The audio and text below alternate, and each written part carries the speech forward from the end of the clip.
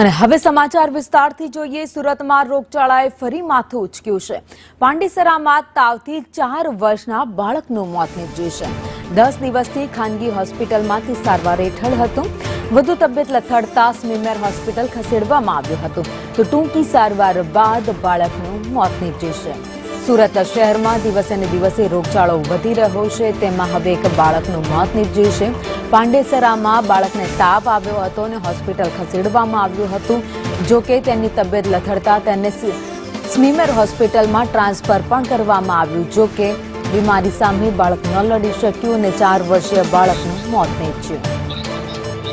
વધુ અપડેટ સાથે સંવાદદાતા મનીષ પરમાર અમારી સાથે જોડાઈ ગયા છે। મનીષ, સુરતમાં રોગચાળો વકર્યો છે, એક બાળકનું મોત।